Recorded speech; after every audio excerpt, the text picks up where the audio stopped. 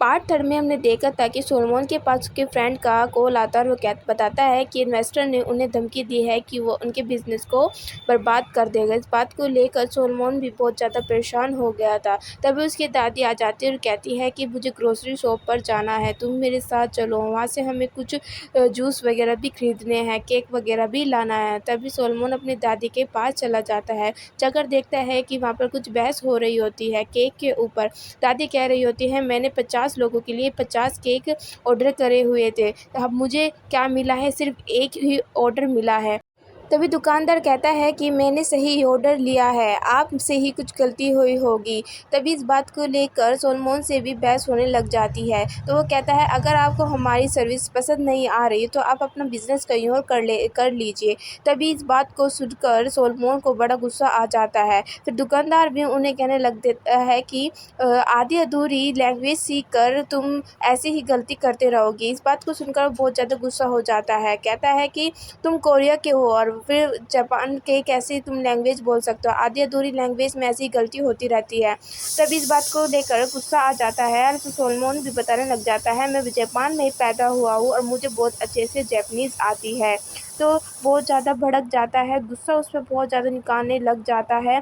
तभी उसकी दादी उसे रोक लेती है, वो तब वजह से वो भी लड़ाई करने से रुक जाता है। तभी अपने आसपास देखता है कि सभी लोग उसकी तरफ देख रहे होते हैं, उसे बहुत बुरा महसूस होता है। तभी वो अपनी दादी को भी छोड़कर गुस्से में निकल जाता है। दूसरी तरफ दिखाया जाता है कि सोंजे की फ्रेंड जियुन आई हुई होती है, बहुत ज़्यादा रो रही थी। तभी उसकी दूसरी फ्रेंड पूछती है कि क्या हुआ।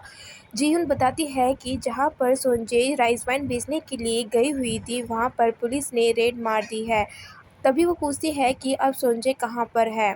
बताती है कि सोंजे को पुलिस अपने साथ ले गई है और वो बहुत ज़्यादा डर जाती है। उसके दोनों बच्चे भी उस बात को सुन रहे थे। तभी वो बहुत ज़्यादा डर जाती है। तभी दूसरी तरफ दिखाया जाता है कि सोंजे भी सारी रात उस पुलिस स्टेशन में बिताती है। उसे बहुत ज़्यादा डर लग रहा था, पता नहीं क्या होगा। फिर से सोलोमन को दिखाया जाता है और वो अपने बिज़नेस को देख रहा होता है। तभी जैसे वो जाने वाला होता है, उसके सामने उसकी दादी आ जाती है। उसकी दादी बोलती है कि आज तो तुमने मुझे डरा ही दिया था ऐसे लड़ाई कर कर। तभी सोलोमन बड़ा उदास हो जाता है और कहता है कि मैंने आपको डराया है, मैं आपकी इस बात के लिए सॉरी कहता हूँ। तभी ये कहता है कि मैं आपको खुश नहीं कर पाया, ना ही आपको कुछ दे पाया। इस बात को सुनकर दादी भी बहुत ज़्यादा उदास हो जाती है। वो कहता है, मैं आपके लिए कुछ भी नहीं कर पाया। दूसरी तरफ दिखाया जाता है कि सोंजे की फ्रेंड उसके बच्चे को उठाने आई हुई थी। वो कहती है कि बच्चों उठ जाओ, स्कूल भी जाना है। तभी उसका बड़ा लड़का नोआ उठ जाता है और कहता है कि क्या मैं आपके साथ रहकर अपनी माँ का इंतज़ार कर सकता हूँ। तभी उसकी दोस्त कहती है कि नहीं बेटा, तुम्हें स्कूल जाना चाहिए, तुम्हारी माँ भी यही चाहती होगी। तो वो इस बात को सोचता है। फिर दूसरी तरफ दिखाया जाता है कि वहाँ पर सोंजे जहाँ पर वो पुलिस स्टेशन में थी, सभी औरतें उठ जाती है क्योंकि वहाँ पर कोई पुलिस वाला आने वाला ही होता है।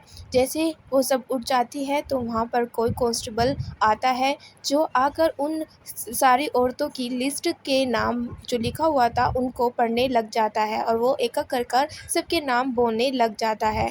पर सोंजे के इस लिस्ट में कोई भी नाम नहीं आता। तो कांस्टेबल उसका नाम पूछता है। जैसे ही सोंजा अपना नाम बताती है तो कांस्टेबल कहता है, ओह अच्छा, तुम हो वो लड़की। तभी कांस्टेबल की बात सुनकर वो हैरान हो जाती है, पता नहीं वो ऐसे क्यों बोल रहा है। तभी कांस्टेबल उसे कहता है कि तुम जा सकती हो, तुम्हारा यहाँ कोई काम नहीं है। तभी इस बात को सुनकर सारी औरतें हैरान हो जाती है और हैरानी से सोंजे को देखने लग जाती है। तभी कांस्टेबल उसे बताता है कि तुम जा सकती हो, तुम्हें किसी ने छुड़वा लिया है। तभी इस बात को सुनकर वो हैरान हो जाती है। जैसे वो जाने ही वाली होती है तो पीछे से कांस्टेबल कहता है कि ये तुम्हारा आखिरी मौका है, अगर फिर से तुम ऐसा करते दिखी तो अगली बार तुम नहीं बच पाओगी। तो पीछे पलट कर देखती है सोंजे और कुछ नहीं बोलती वहाँ से वो निकल जाती है। जैसे ही सोनजी रास्ते से जा रही थी तभी उसके सामने नज़र पड़ती है जो कि मिस्टर किम होते हैं। तो मिस्टर किम को देखकर वो हैरान हो जाती है, उनके पास जाती है। मिस्टर किम उसे आकर कहते हैं कि मैं आपके पास आने ही वाला था, पर मुझे खबर हुई कि आप पहले ही रिहा हो चुकी हो। तभी वो कहती है कि आपको कैसे पता चला? तो वह कहते हैं कि आप मेरे साथ गाड़ी में बैठी है। सोनजी सवाल करती है, पूछती है क्यों? तभी वो बताता है कि मुझे किसी का आगे का पालन करना है और आपको मुझे वहाँ तक, उनके पास तक छोड़कर आना है। तभी सोनू उस बात को सोचकर उसकी गाड़ी में बैठ जाती है और वो वहाँ से वो निकल जाती है, क्योंकि वो जानना चाहती थी कि आखिर कौन है जिसने उसे छुड़ाया है जेल से। मिस्टर किम भी उसके घर तक छोड़ आते हैं। तभी जैसे ही सोनू उसके घर में आती है तो उस घर की सारी आसपास की चीज़ को बड़े ध्यान से देखने लग जाती है और उसकी जो वहाँ पर सर्वेंट होती है उसे वो उस कमरे तक ले जाती है जहाँ पर वो इंसान होता है जिसने उसे जेल से छुड़ाया है। तभी उसकी सर्वेंट उसके कमरे तक ले जाती है। जैसे ही वो सोनजे उसके कमरे में आती है तो वो कमरे को बड़े ध्यान से देखने लग जाती है। तभी उस टेबल की उस रखी हुई सामानों को भी बहुत ध्यान से देखने लग जाती है। उसे देखकर कुछ ना कुछ ज़रूर याद आ रहा होता है। तभी उस चीज़ को वो बहुत ध्यान से देख रही होती है। सामने से उसकी आवाज़ आती है। जैसे वो सामने देखती है तो उसके सामने हॉनसन होता है, जिसे देखकर वो बहुत ज़्यादा हैरान हो जाती है और हैरानी से उसकी तरफ देखने लग जाती है। तभी हॉनसन भी उसके करीब आ जाता है, उसके हालचाल पूछने लगता है और किसी एरोप्लेन्स और मिसाइल के बारे में बात करने लग जाता है और कहता है कि इन सभी चीज़ों से वॉर होना पॉसिबल है। सोनजे भी हॉनसन को बड़े हैरानी से देख रही होती है। तभी वो पूछती है कि तुमने मुझे कैसे ढूँढा? तो हॉनसन उसे बताता है कि मैंने तुम्हें कभी खोया ही नहीं जो मुझे तुम्हें ढूँढने की ज़रूरत पड़े। सोनजे का शक मिस्टर किम पर जाता है। जैसे कि मिस्टर किम का नाम लेती है तो हॉनसन कहता है कि ये मिस्टर किम तो मेरे लिए ही काम करते हैं, जिसकी वजह से मुझे तुम्हें ढूँढने में कोई दिक्कत नहीं हुई। तो सोनजे कहती है कि तुम मुझसे क्या चाहते हो? तो हॉनसन कहता है मुझे तुमसे कुछ भी नहीं चाहिए। तभी वो उसके बड़े बेटे के बारे में बात करता है, नोवा के बारे में कहता है कि तुम्हारा बेटा बहुत ही क्लेवर है।